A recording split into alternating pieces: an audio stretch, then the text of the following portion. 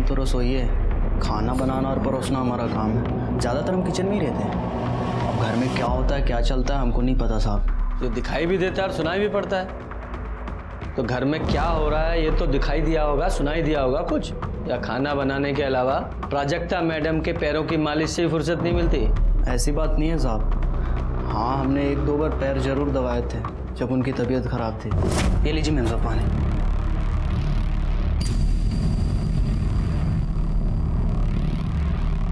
आज मेरे पैर बहुत दुख रहे हैं राजू।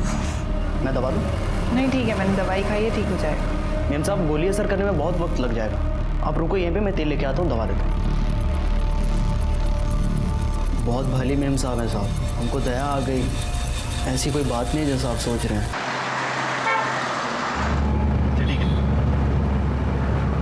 सर, अजिंक्य मीडिया में इंटरव्यू दे रहा है, वो आपका बेटा है। व्हाट रमेश, वो हमारा बेटा कैसे हो सकता है? बकवास है ये अपोजिशन वालों की चाल है हमें बदनाम करने की। नमस्कार, मैं सीनियर इंस्पेक्टर रंजीत ठाकुर और क्राइम पेट्रोल दस्तक के इस भाग में आपका स्वागत करता हूं। आज मैं आपको एक ऐसा केस दिखाने जा रहा हूं जो अपने आप में यूनिक है, क्योंकि एक समय में इस केस ने पूरे हिंदुस्तान को हिलाकर रख दिया था। एक वरिष्ठ नेता के चरित्र को संदेह के घेरे में खड़ा कर दिया था। लीडिंग पार्टी के नेता यशवंत मिश्रा की कुर्सी और उनकी साख दोनों को हिलाकर रख दिया था। यशवंत मिश्रा को खुद के बारे में एक ऐसी खबर मिली जिसे वो मानने के लिए तैयार ही नहीं थे। सर, आपके बेटे अजिंक्य ने आपके ऊपर जो आरोप लगाया, क्या वो सच है? देखिए, इसके बारे में मुझे कुछ नहीं कहना है। चलो हटिए, चलो चलो सर, प्लीज। एक मिनट। लेकिन उनके ना मानने से कुछ नहीं हुआ, क्योंकि ये खबर पूरे देश में फैल चुकी थी। सारे अखबार, टीवी चैनल्स, यहाँ तक कि चाय की दुकानों और आम लोगों के ड्राइंग रूम में भी यही चर्चा का विषय था। यशवंत मिश्रा का इतना लंबा पॉलिटिकल करियर खतरे में पड़ गया था और इस खबर से पीछा छुड़ाने के लिए वो कुछ भी करने के लिए तैयार थे। पैसा देख और इस तमाशे को यही खत्म कर। तू क्या मेरा मुंह देख रही है? समझा अपने बेटे को, नहीं तो सिर्फ इनका ही नहीं, आपका भी बेटा हूं मैं। तुझे पता है तू किसके साथ बात कर रहा है? पैसा दे रहा हूँ, पैसा दे रहा हूँ, ले ले, नहीं तो मुझे और भी तरीके आते हैं समझाने के। जानता हूं कि अपने बाप से बात कर रहा हूं जो मुझे अपनाना ही नहीं चाहता है, लेकिन एक बात का ध्यान रखिएगा कि मैं अपना हक लेकर रहूंगा, छोड़ूंगा नहीं। ये मामला इतना बढ़ गया था कि यशवंत मिश्रा चाहकर भी अपना तरीका इस्तेमाल नहीं कर सकते थे। फिर ये केस कोर्ट तक पहुंचा। कोर्ट ने यशवंत मिश्रा के डीएनए टेस्ट का ऑर्डर दिया और डीएनए टेस्ट में साबित हुआ कि अजिंक्य यशवंत मिश्रा का ही बेटा है और हार कर यशवंत मिश्रा को भी मानना ही पड़ा और उन्होंने अपने हथियार डाल दिए। हम आज आप सबके सामने ये स्वीकार करते हैं कि अजिंक्य हमारा ही बेटा है। हम रोहिणी से शादी करेंगे और इन दोनों को अपना नाम देंगे। अब से अजिंक्य यशवंत मिश्रा है। आओ बेटा। इसके बाद अजिंक्य यशवंत के साथ रहने लगा और उसने अपने पिता की पार्टी भी ज्वाइन कर ली। कुछ समय बाद बीमारी के कारण यशवंत मिश्रा का निधन हो गया और उसके कुछ सालों के बाद अजिंक्य का भी मर्डर हुआ और यहीं से हमारा केस और हमारी कहानी शुरू होती है।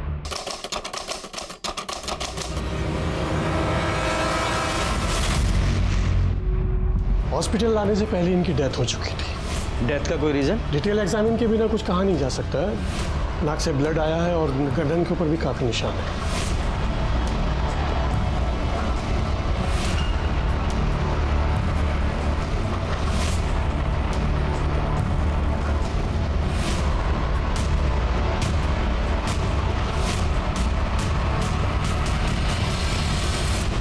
आप में से सबसे पहले बॉडी को किसने देखा? हमने देखा था साहब, आज दोपहर में 3 बजे बाबा को उठाने गए तो बाबा 3 बज गया बाबा।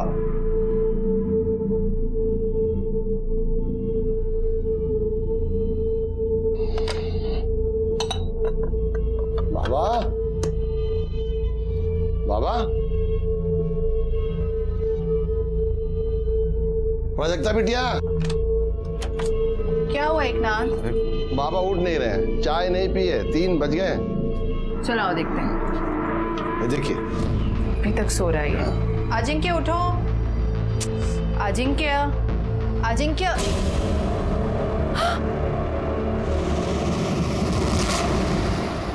आप दोनों के अलावा उस समय घर में और कौन था? घर में एक नौकर और था, राजू। या क्या फालतू सवाल पूछ रहे हैं?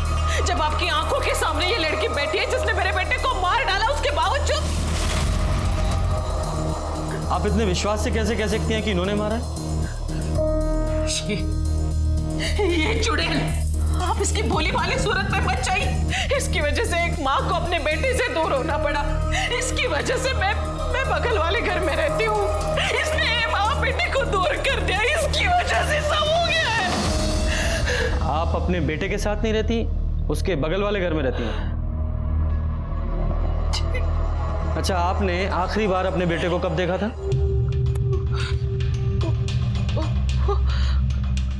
कल, आज सुबह भी मैं घर गई थी। मैं चाह रही थी कि मैं उसे अपने साथ हॉस्पिटल लेके चलूं। हॉस्पिटल? क्यों? डायबिटीज के कारण मेरे पाँव में स्वेलिंग था। मैं चाह रही थी कि मैं अपने बेटे के साथ हॉस्पिटल जाऊं। मैं उसके लिए उसे पूछने के लिए उसके घर गई तो एक नाथ ने बताया कि वो सोया है। फिर मैं खुद अकेली आ गई हॉस्पिटल। जब आप अपने बेटे के घर गई थी तो आपकी बहू प्राजक्ता भी वहीं थी? मुझे नहीं पता, मैंने पूछना जरूरी नहीं समझा। और जब यहाँ आई तो मुझे पता चला कि मेरे बेटे को वही यहीं ला रहे। स्टाफ से मुझे पता चला, सर मेरा बेटा मर गया। लेकिन सर मेरा बेटा मरा नहीं, इसने उसे मार डाला सर। ये चुड़ैल ने मारा। आप शांत हो जाइए प्लीज।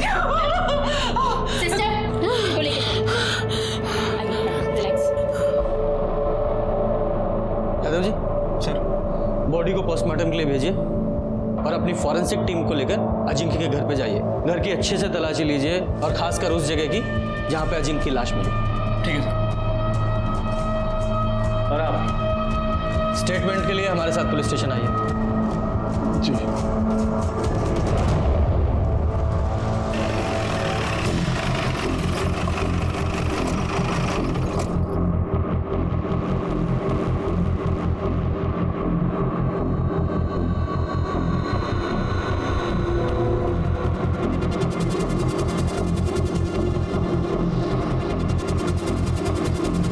ब्लड सैंपल कलेक्ट कर लो और ये चादर को भी फॉरेंसिक के लिए भेज दो।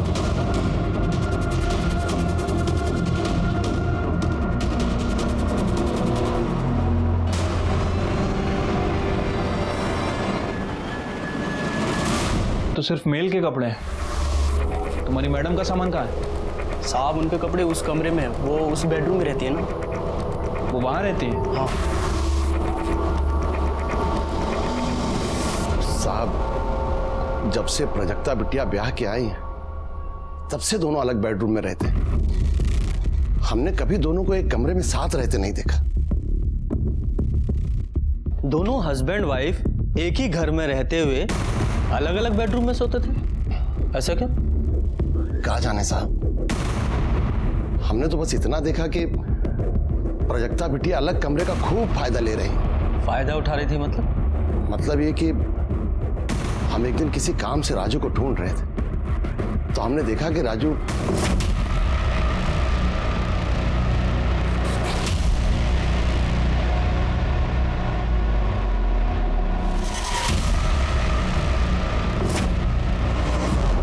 साहब, हम तो रसोई है, खाना बनाना और परोसना हमारा काम है। ज़्यादातर हम किचन में ही रहते हैं।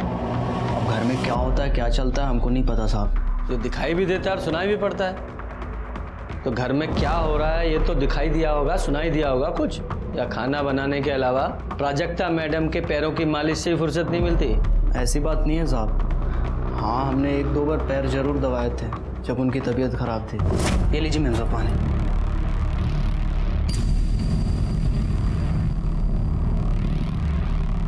मेरे पैर बहुत दुख रहे हैं राजू।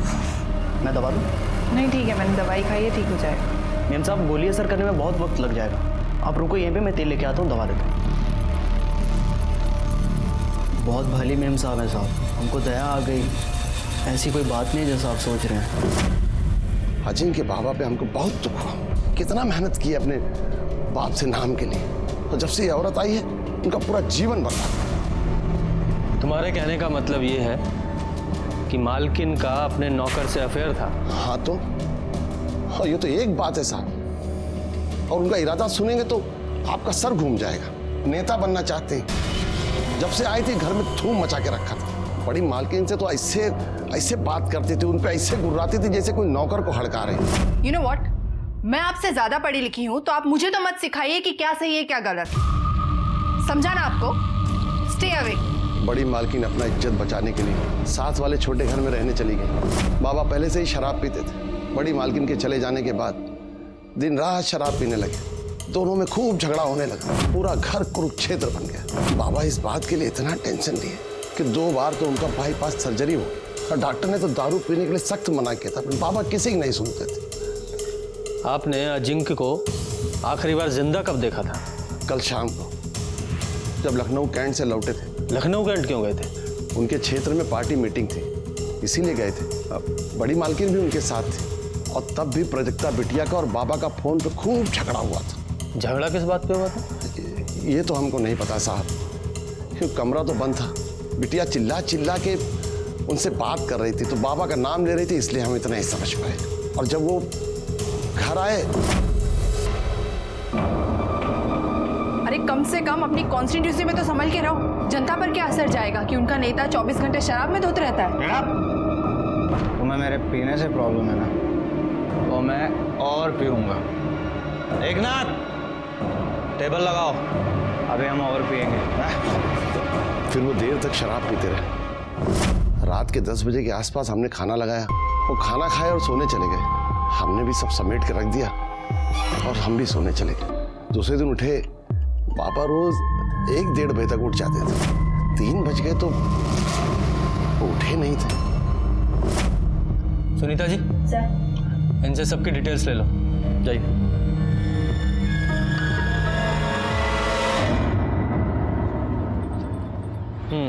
Thank you. लो Yadav ji. Thank you sir. Yadav ji, ये सबसे पहले ना हमें इस केस के लिए ये मिश्रा फैमिली है, इसके इंटरनल प्रॉब्लम को फिगर आउट करना पड़ेगा, और उसके लिए प्राजक्ता को काउंटर करना बहुत ज़रूरी है। Right sir. वैसे वो रोहिणी और एकनाथ भी प्राजक्ता के बारे में ही बोल रहे थे, और सर रोहिणी ने तो यहाँ तक कह दिया था कि प्राजक्ता ही मर्डरर है। उसके कहने से क्या होता है, हमें सिक्के का दूसरा पहलू भी तो देखना है, और उसके लिए सबसे पहले हम कल सुबह प्राजक्ता से बात करेंगे।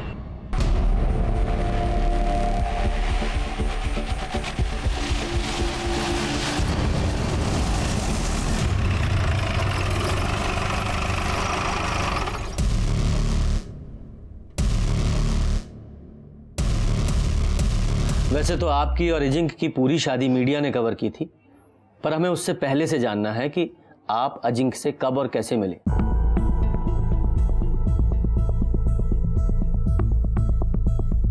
हमारी मुलाकात 3 साल पहले मैट्रिमोनी साइट में हुई थी। उस वक्त मैं एनजीओ में काम करती थी। घर वालों की तरफ से शादी का प्रेशर था, इसलिए मैट्रिमोनी साइट में अकाउंट खोला था। वहीं मुझे अजिंक्य मिले थे। फिर मैंने अजिंक्य को कांटेक्ट किया और कुछ मुलाकात में ही हम एक दूसरे को पसंद करने लगे। फिर हमने डिसाइड किया कि शादी से पहले हमें कुछ वक्त लिव इन में बिताना चाहिए, ताकि एक दूसरे को समझ सके, और ये जानना भी ज़रूरी था कि हम शादी के बाद पूरी ज़िंदगी एक दूसरे के साथ रह सकते हैं या नहीं। 1 साल लिव इन में बहुत अच्छे से गया, और उसके बाद हमने शादी कर ली। जब हम लिव इन में थे तब अजिंक्य ड्रिंक करते थे, पर ओकेशनली करते थे। पर शादी के बाद पता नहीं क्या हुआ उन्हें, जो 24 घंटा शराब में धुत रहते थे। इस वजह से हमारे झगड़े भी होते थे, लेकिन हमारे झगड़े का कारण सिर्फ शराब नहीं थी। मतलब मिश्रा फैमिली का पास्ट, स्पेशली अजिंक्य का, जो बार बार हमारे रास्ते की दीवार बन रहा था। कैसा पास्ट? मीनल शर्मा, वो हमारी शादी के सख्त खिलाफ थी। उन्हें कन्विंस करने के लिए मैं उनके घर तक गई थी। अरे प्राजक्ता, तुम्हें ऐसा क्यों लगा कि मैं तुमसे नाराज होंगी? बल्कि मैं तो बहुत खुश हूँ कि अजिंक्य तुमसे शादी कर रहे हैं। मैं तुम्हारी शादी में जरूर आऊंगी। लेकिन फिर भी वो हमारी शादी में नहीं आई। वो आपकी शादी के खिलाफ क्यों थी? इंस्पेक्टर, कहने को तो मीनल अजिंक्य की दूर की भाभी है, लेकिन कोई भी उन्हें देखकर बोल सकता था कि वो लवर्स हैं। अजिंक्य अपना अधिकतर वक्त उसके साथ बिताते थे, घंटों उससे बात करते थे। फिर एक दिन मैंने उन्हें टोका तो वो बोले कि तुम्हारा दिमाग खराब है क्या? मुझे मेरी अपनी भाभी से मिलने और उससे बात करने में तुम्हें क्या प्रॉब्लम है? तुम कहीं वो टिपिकल बीवी की तरह मेरी लाइफ को कंट्रोल तो नहीं करना चाहती? फिर कुछ दिन बाद मैं मैके चली गई और एक दिन अचानक बिना बताए आ गई। फिर मैंने अजिंक्य से इस बारे में बात करी और उसने कन्फेस किया कि उसका और मीनल का अफेयर चल रहा है। लेकिन उसने मुझे ये भी कहा कि अब वो उससे ब्रेकअप कर लेगा और धीरे धीरे सब कुछ ठीक कर देगा। धीरे धीरे सब ठीक हो रहा था, लेकिन शादी के बाद भी हम फिजिकल नहीं थे, यहाँ तक कि उसने मुझे छुआ तक नहीं था, जबकि लिव इन में ऐसा नहीं था।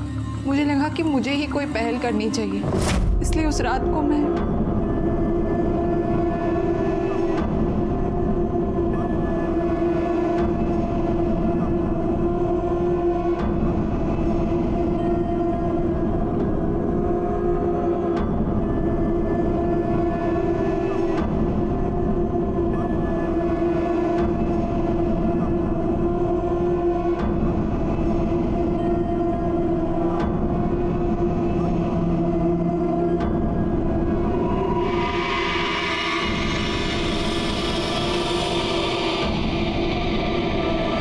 अजिंक्य ने कभी मेरे पास आने का इनिशिएटिव नहीं लिया, यहाँ तक कि हमारे बीच में ऐसा कुछ नहीं था जो एक पति पत्नी के बीच में होना चाहिए।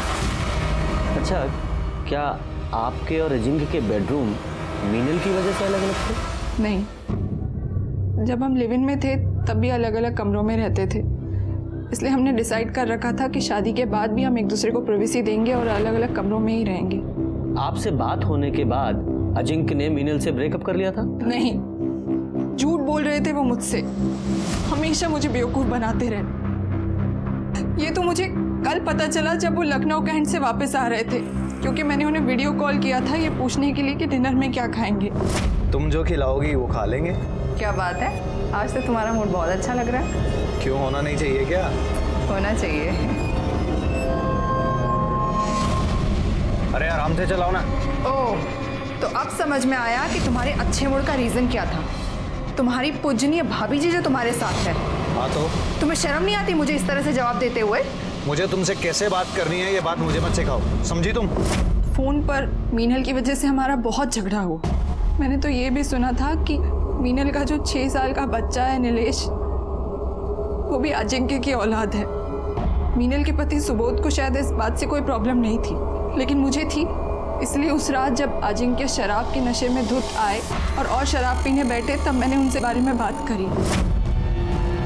तुमने जिस चीज के लिए अपने पिताजी से लड़ाई करी, आज खुद भी वही कर रहे हो। क्या सीखा उनसे कि शादी के अलावा नाजायज बच्चे कैसे पैदा करते हैं? क्या बकवास कर रही है? तुझे मेरी नहीं दूसरों की बात पर भरोसा है? मतलब नीलेश तुम्हारा बेटा नहीं है? हाँ, वो मेरी औलाद है और वो शादी के बाद नहीं, शादी से पहले की है। तुझे सच सुनने का बहुत शौक है ना, तो और सुन। मैं शादी के बाद एक नहीं, हजारों औरतों के साथ सोया और आगे भी सोऊंगा, समझी? मतलब जब आपको ये पता चला कि अजिंक्य अभी तक आपको धोखा दे रहा है, तो आपने गुस्से में आकर उसका मर्डर कर दिया? क्या सर, आप ऐसा सोच भी कैसे सकते हैं? मैं अपने पति का मर्डर करूंगी? इनफैक्ट उस रात को झगड़े के बाद मैं इतनी अपसेट थी कि मैं डायरेक्ट रूम में सोने चली गई और फिर सुबह ही मैं बाहर निकली हूँ। पूरी रात मुझे नींद नहीं आई। सोने के लिए मैंने अपना मेडिटेशन म्यूजिक तक ऑन किया था। पूरी रात सोचती रही कि अजिंक्य ने मेरी जिंदगी बर्बाद कर दी। ना उन्होंने मुझे एक्सेप्ट किया था, ना उनकी फैमिली ने, सिर्फ बड़े भाई साहब को छोड़कर। ये बड़े भाई साहब कौन? आदित्य मिश्रा, मेरे फादर इन लॉ की पहली वाइफ के बेटे। यादव जी, ये आदित्य मिश्रा की डिटेल्स ले लो। अच्छा, जिस रात अजिंक्य साहब की मौत हुई, उस रात तुमने उन्हें देखा था? नहीं साहब, उनका खाना हम नहीं, हमेशा एकनाथ जी परोसते हैं। एकनाथ जी ने बोला कि वो देख लेंगे, हम जा सकते हैं। इसलिए किचन समेट के हम सर्वेंट क्वार्टर की तरफ सोने के लिए जा रहे थे, तभी गांव से जोरू का फ़ोन आया। कमरे में सिग्नल नहीं आता सर, तो इसलिए बंगले के बाहर बात करने के लिए चले गए, तो वहीं आदित्य साहब को आते हुए मैंने देखा था।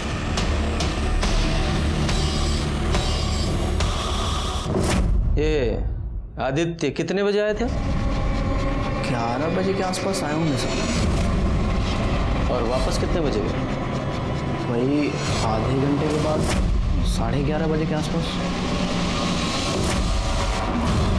यकीन से कह सकते हो कि वो हड़बड़ी में निकले थे, मतलब जल्दबाजी में थे? हाँ साहब, वो एकदम हड़बड़ी में थे और तेज़ी से निकल गए। अच्छा, उस रात वो अजिंक्य से मिले थे? कुछ झगड़ा वगैरह हुआ था आपस में दोनों का? साहब हम बाहर हेडफोन लगा के अपनी जोरों से बात कर रहे थे, इसलिए अंदर का कुछ सुना नहीं। और अजिंक्य बाबा से तो हम कोसों दूर रहते थे साहब। वो बहुत बकलोल आदमी थे। उनकी माताजी भी उनके पीने और बुरी आदतों से परेशान रहती थी। हम एक दिन अपने कानों से सुने थे, वो बोल रही थी कि उसको भगवान उठा ले तो सुकून मिले। यादव जी सर, इसकी डिटेल्स ले लो। और ये आदित्य को पुलिस स्टेशन बुलाओ पूछताछ के लिए। ठीक है सर। पोस्टमार्टम रिपोर्ट का क्या हुआ? कल तक आ जाएगी sir.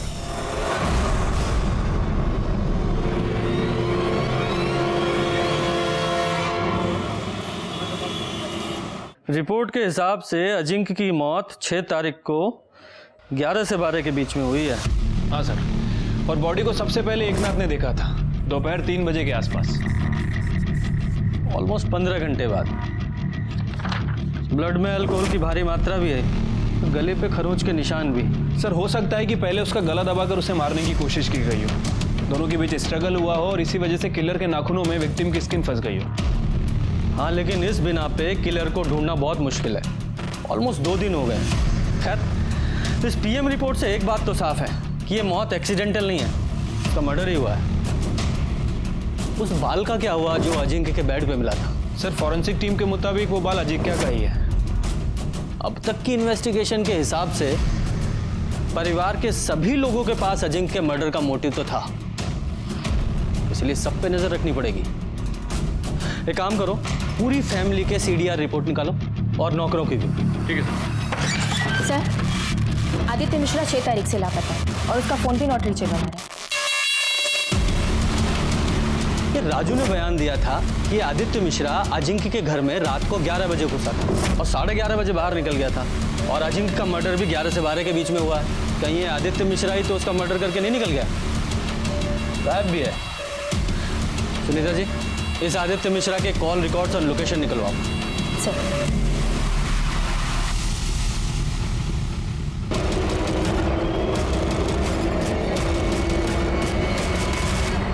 Ajinkya Mishra murder case में पुलिस के हाथों अब तक कोई सबूत नहीं लगा। अजिंक्य मिश्रा यशवंत मिश्रा के बेटे थे, जिन्होंने जीते जी अपने पिता का नाम पाने के लिए संघर्ष किया। पूरे देश की नजर इस केस पर है। क्या अजिंक्य मिश्रा को इंसाफ मिलेगा या नहीं? प्रेस वालों को क्या लगता है कि आज क्राइम हुआ और कल सॉल्व हो जाएगा? यादव जी, ये प्राजक्ता पर एकनाथ और रोहिणी दोनों ने शक जाहिर किया है, लेकिन इस घर के कुक राजू ने रोहिणी पर भी शक जाहिर किया है कि उसका इन्वॉल्वमेंट भी हो सकता है। ये प्राजक्ता से तो हम मिल लिए हैं, यार इस रोहिणी से भी पूछताछ करते हैं। प्राजक्ता बहुत ही कमीनी और चालाक औरत है। सबसे पहले तो उसने मेरे बेटे से बात की कि वो उसे पार्टी से इलेक्शन लड़ने के लिए टिकट दिलवाए। जब बेटे ने मना कर दिया तो इस लड़की ने पता है क्या किया, ये सीधा जाके हमारे पार्टी के सीनियर से मिल गई। जाहिर सी बात है, सीनियर ने उसकी शिकायत की अजिंक्य से। बहुत झगड़ा हुआ दोनों का और प्राजक्ता ने उसे माफी मांगने के बजाय ये लड़की हमारे अपोजिट पार्टी से शामिल हो गई। देखिए, मैंने पहले भी आपसे कहा था और आज फिर वही बात कर रही हूं, आप सीधा जाके प्राजक्ता को अरेस्ट कीजिए, समझे आप? उसने मेरे बेटे को मारा है। उसने मारा है या आपने? क्या क्या बकवास कर रहे हैं आप? अरे बेटा था वो मेरा। हाँ, वही बेटा जिसकी शराबखोरी, अलग अलग औरतों के साथ नाजायज संबंधों, पार्टी में उसकी इमेज खराब और टिकट ना मिल पाने के कारण आप परेशान थी, उसी बेटे की बात कर रहा हूँ। हाँ थी, मैं परेशान थी, पर इसका मतलब ये नहीं कि मैं अपने ही बेटे का मर्डर कर दूं। 6 तारीख की शाम से रात तक आप कहाँ थी? 6 को मैं अपने बेटे के साथ लखनऊ कैंट से वापस आ रही थी। हमारे पार्टी की एक मीटिंग थी।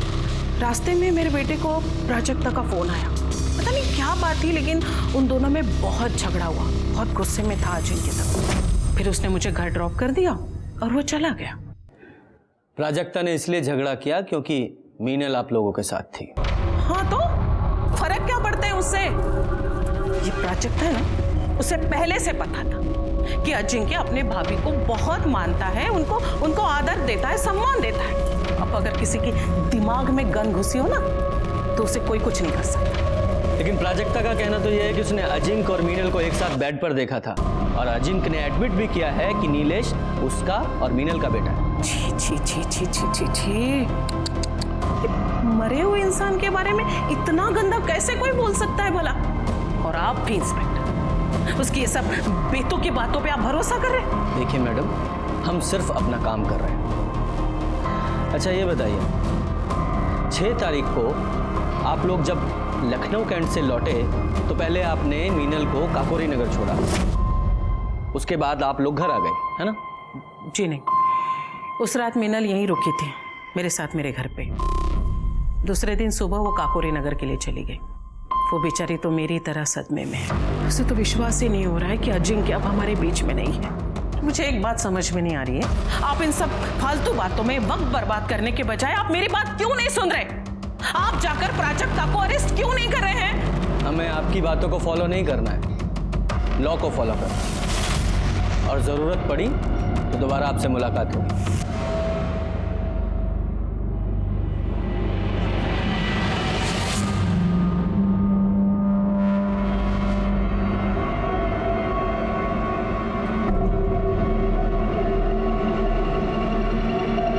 हाँ सुनो, अभी पुलिस आई थी पूछताछ करने, तुमसे भी पूछताछ करेंगे। संभाल के रहना, संभाल के जवाब देना।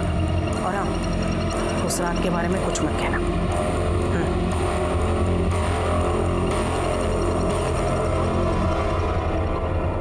यादव जी सर, ये रोहिणी बार बार प्राजक्ता को ब्लेम कर रही है, इसका कोई तो रीजन होगा।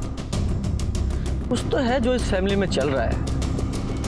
इस रोहिणी की स्टोरी को भी क्रॉस चेक करना पड़ेगा। और ये अजिंक्य की भाभी मीनल, इससे भी मिलते हैं, पता तो चले कि ये प्राजक्ता झूठ बोल रही है सच।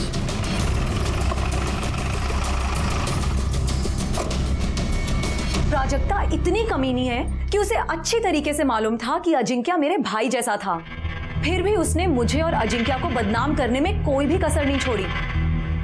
और उसका साथ दिया उस आदित्य ने, क्योंकि उसे अचानक से आया ये नया भाई बर्दाश्त नहीं हो रहा था ना, जो उसकी प्रॉपर्टी में आधे का हिस्सेदार बन गया था। नीलेश अजिंक्य का बेटा है, ये अफवाह भी उसी ने फैलाई थी। इससे मेरी शादी तो टूटने के कगार पर थी ही, अजिंक्य के घर की शांति भी चली गई। लेकिन आदित्य ऐसा क्यों करेगा? क्योंकि वो अजिंक्य का पॉलिटिकल करियर बर्बाद कर देना चाहता था। एक बात बताइए, 6 तारीख को आप अजिंक्य के साथ लखनऊ कैंट क्यों गई थी? क्योंकि वो चाहता था कि मैं उसके साथ जाऊं। मेरे साथ वो रिलैक्स फील करता था और उसका असर भी हुआ। उस दिन जिस मीटिंग में हम गए थे वो मीटिंग बहुत अच्छी हुई, लेकिन उस प्राजक्ता ने कॉल करके और लड़ाई करके अजिंक्य का पूरा मूड बर्बाद कर दिया। अच्छा, अजिंक्य ने आपको रोहिणी जी को ड्रॉप किया, उसके बाद आप अजिंक्य से मिली थी? नहीं, रोहिणी जी और मैं जब घर पहुंचे तो उसके बाद हमने खाना खाया और मैं वहीं सो गई। फिर अगले दिन सुबह उठी और कैब लेकर सीधा यहाँ काकोरी नगर अपने घर आ गई। सर, अजिंक्य की मौत में प्राजक्ता का ही हाथ है। वो और उसकी तांत्रिक माँ ने मिलके ही अजिंक्य की जान ली है। मतलब ये कि उसकी माँ जादू टोना करती है। और ये मैं ऐसे ही नहीं कह रही हूँ, ये मैं एक्सपीरियंस से आपको बता रही हूँ। जब प्राजक्ता ने मेरे और अजिंक्य के बारे में अपनी माँ के आगे बकवास की तो वो यहाँ मेरे घर मुझसे लड़ने के लिए आई थी। दूर रहना अजिंक्य से।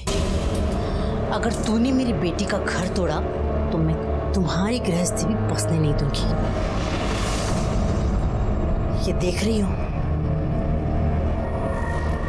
इसमें तुम्हारी जान बसी है।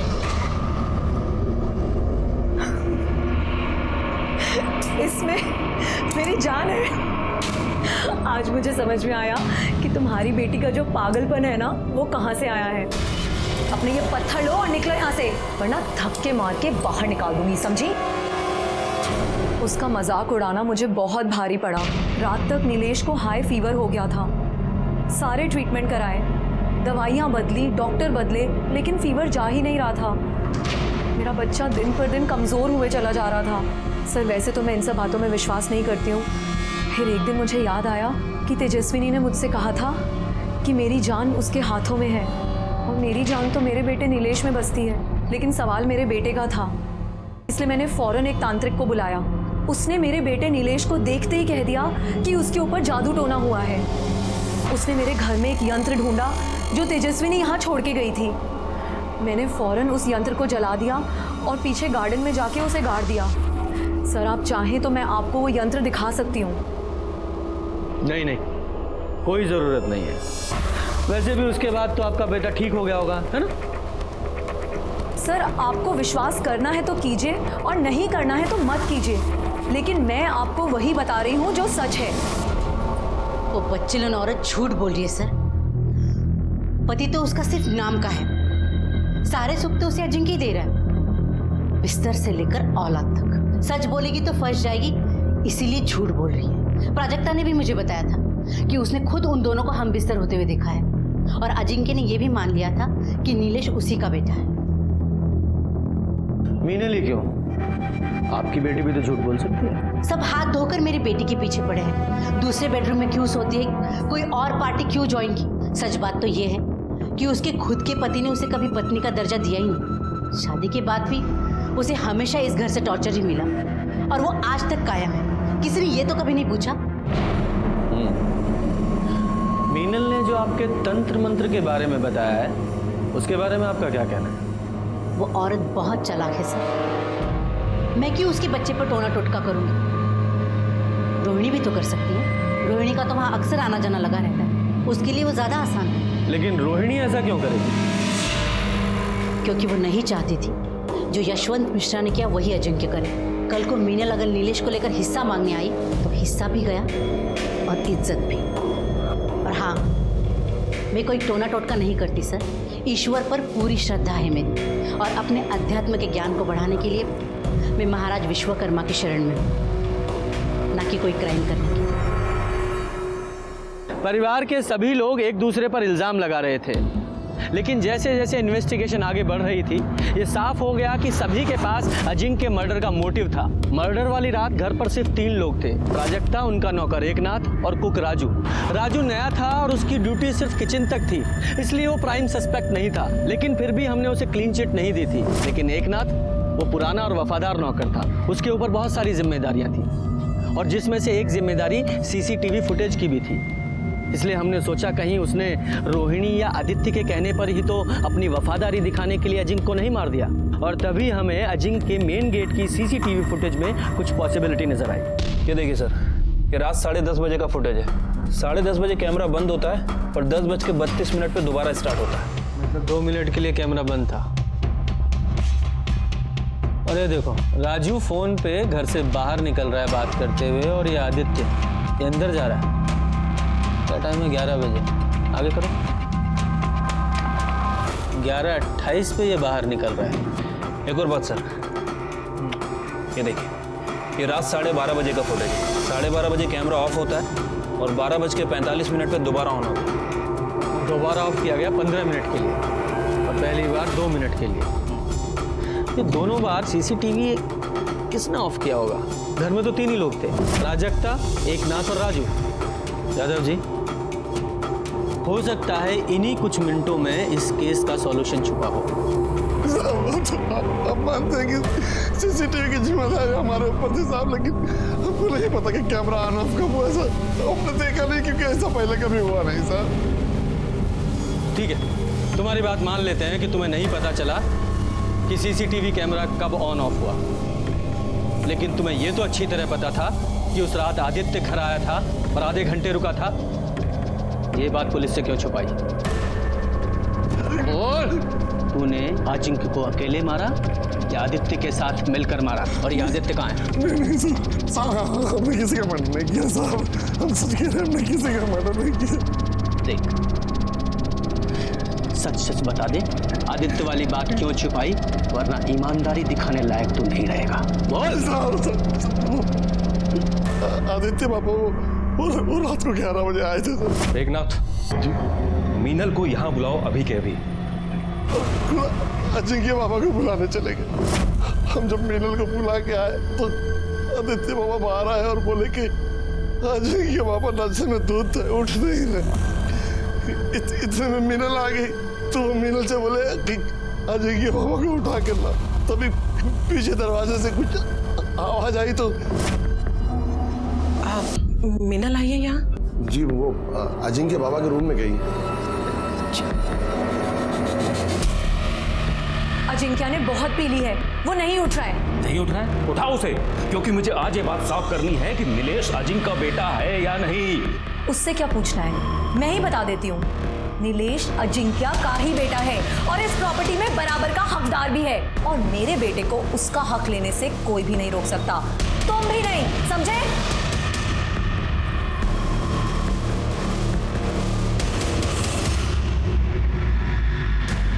देखा आपने क्या कह रही थी वो? हाँ, जो कुछ भी आपने मेरे साथ किया है वो सब कुछ आपके साथ हो रहा है।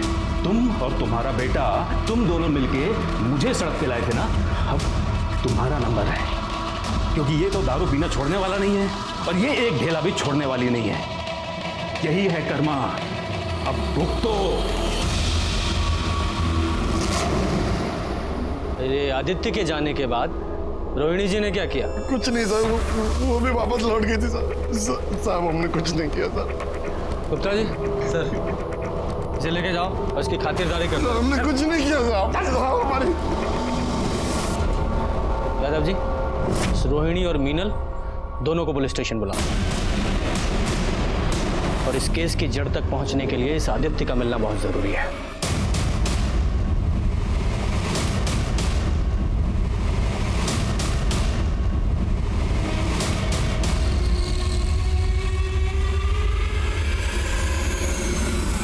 ये सच है कि मेरे बेटे नीलेश का असली फादर अजिंक्य ही है। शादीशुदा होने के बावजूद मेरा अजिंक्य के साथ अफेयर था। मैं नहीं चाहती थी कि उसकी शादी किसी और के साथ हो।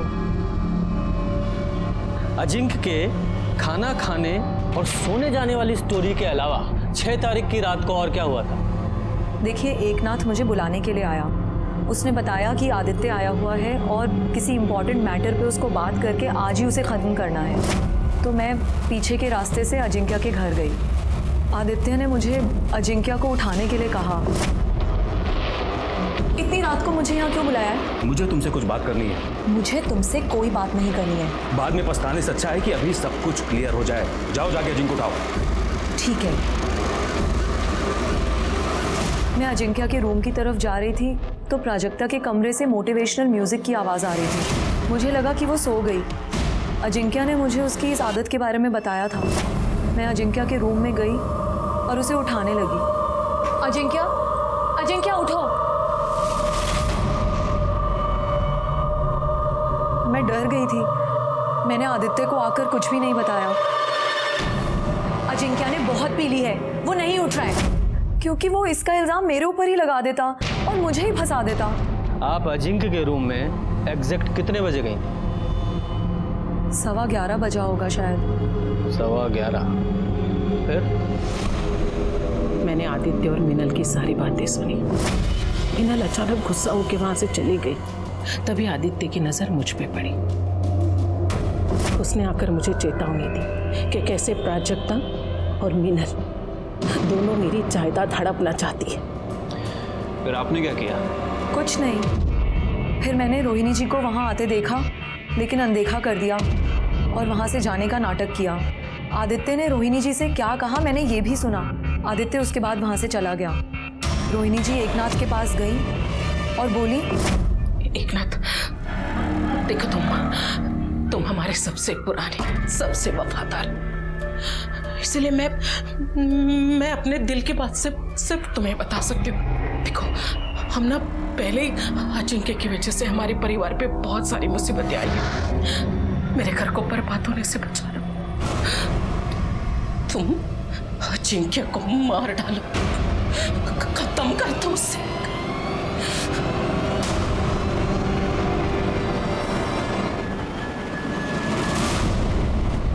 तो तुम्हारी इस कहानी के अनुसार रोहिणी एकनाथ से एक मरे हुए आदमी को मारने के लिए कह रही थी। मैं कहानी नहीं बना रही हूँ सर, मैं सच कह रही हूँ।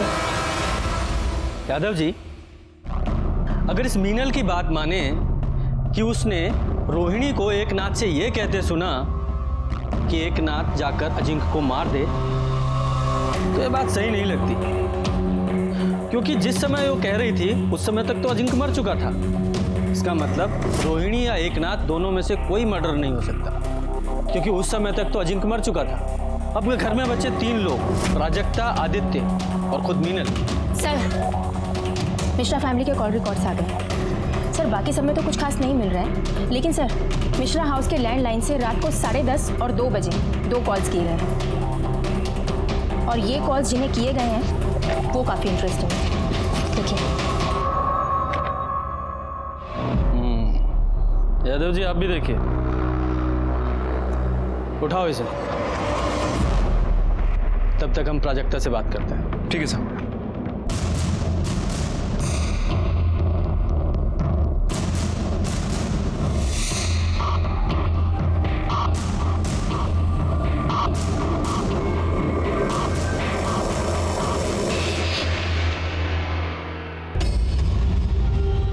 खाना लाए हैं।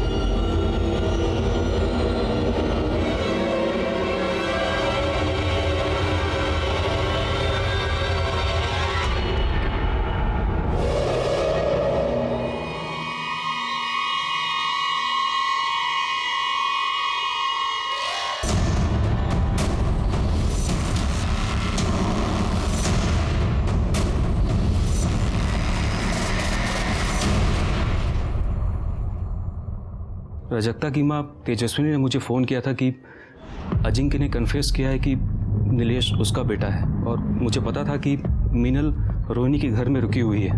मैं मीनल और अजिंक्य से सिर्फ ये कंफर्म करना चाहता था कि नीलेश अजिंक्य का बेटा है या नहीं, और इस सिलसिले में मीनल और रोहिणी ने आपको जो कुछ बताया है वो सच है, लेकिन ये सच नहीं है कि मैंने अजिंक्य को मारा है।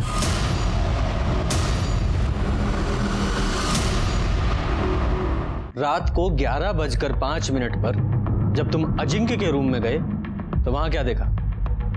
मैं जैसे रूम के अंदर गया तो मैंने देखा कि वो अजिंक्य उठो। जाओ। अजिंक्य उठो, मुझे तुमसे कुछ बात करनी है। उठो जाओ। अजिंक्य। उस रात मैं अजिंक्य के घर से अपने घर लौटा तो मैंने देखा कि मैं अपना अस्थमा का पंप अजिंक्य के घर में ही भूल गया हूँ। तो मैं इसे लेने के लिए रात को करीब 12:30 बजे उसके घर गया। तब मैंने सोचा कि मैं पीछे के दरवाजे से एकनाथ से मंगा लूँगा, लेकिन जब मैं वहाँ पहुँचा तो मैंने देखा कि घर का दरवाज़ा खुला हुआ था और प्राजक्ता अपनी माँ के साथ बाहर आई। तभी अचानक पीछे से किसी ने मेरे सर पे वार किया और मैं बेहोश होकर गिर पड़ा।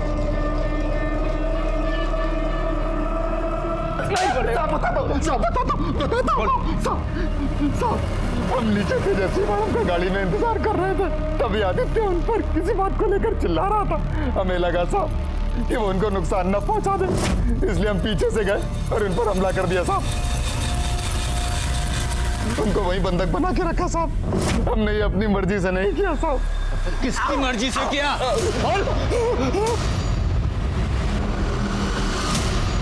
तो 6 तारीख की रात को आप अजिंक्य के यहाँ गई थी, है ना? गई थी। मेरी बेटी दुखी थी और उसे सहारा देने के लिए मैं गई। मीनल अजिंक्य पर दबाव बना रही थी कि वो नीलेश को अपना वारिस बना दे, वरना वो सबको सच बता देगी। प्राजक्ता की तो खुद की औलाद ही नहीं थी। शादी के बाद उस कमरे ने उसे एक बार भी हाथ नहीं लगाया। प्राजक्ता समझ चुकी थी कि अजिंक्य से उसे एक फूटी कौड़ी भी नहीं मिलेगी। आप वहाँ कितने बजे पहुँचे?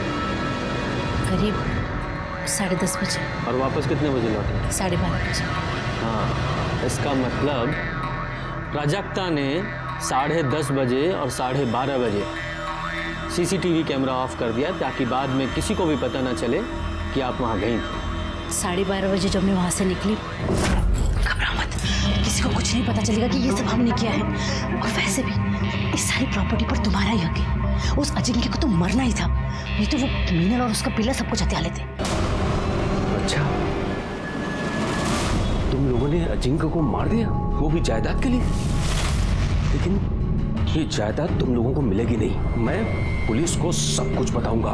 मैंने संतोष को कहा था कि उसे कुछ दिन के लिए बंधक बना के रखे। उसके बाद मैं उस पर मंत्र फूंकने वाली थी। उससे उसकी याददाश्त चली जाती और वो सब कुछ भूल जाता।